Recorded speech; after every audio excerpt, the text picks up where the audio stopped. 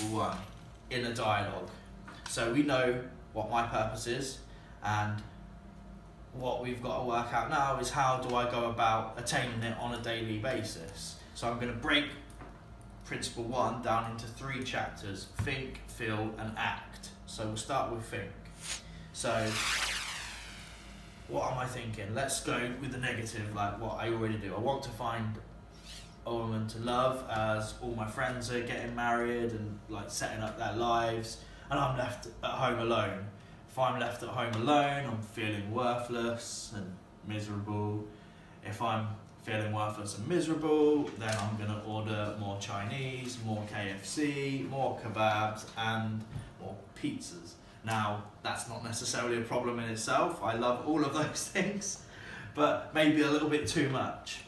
So what's going to happen with that is I'm going to put on weight, and then I'm going to feel lousy about myself, and then because I'm feeling lousy about myself, I'm going to want to stay indoors, and then I'm going to be trapped in my flat just eating junk for the rest of my life.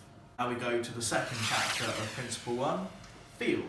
So given the scenario I've just talked about, how am I going to feel about that? I'm sure you'll all agree that sounds pretty rubbish. So what does that mean? Well, me thinking badly leads to me feeling badly, leads to me not being encouraged to achieve it. Right now, I'm thinking, well, what I want is somewhere really good, but all the getting to it is unobtainable. It's just miserable and drab and dreary, so let's just get back to eating some pizza.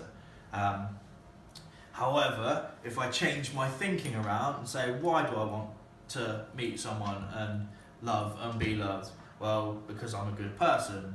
I like to help others.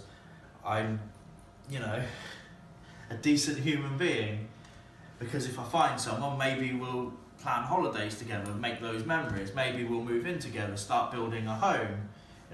Now all of these things sound good, and it sounds like, actually, yeah, that's the kind of thing I want. So I want to get here, and because I'm feeling and thinking good about it, it becomes in the realm of possibility.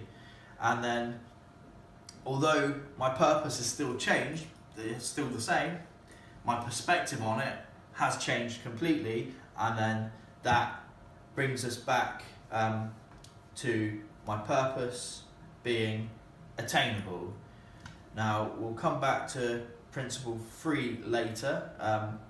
We'll move now onto the last chapter in principle 1, which is act. This should be fairly short. As anyone watching, or my colleagues here, thanks guys, just say nothing silently. How I'm going to act in a situation based on how I'm thinking and feeling will ultimately be completely different.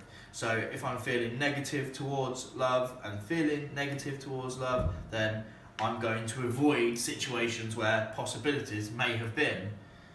So I've taught myself to be afraid by already assuming I know the outcome, as opposed to feeling good about an event occurring, which essentially gives me the opportunity to make something. And this is all about breaking a cycle of fear, which is principle 5, and we'll come to that later. We've not even got to principle 2 yet. And I'll speak to you in a moment after I've spoken to my colleagues about what we're going to do next. Thanks.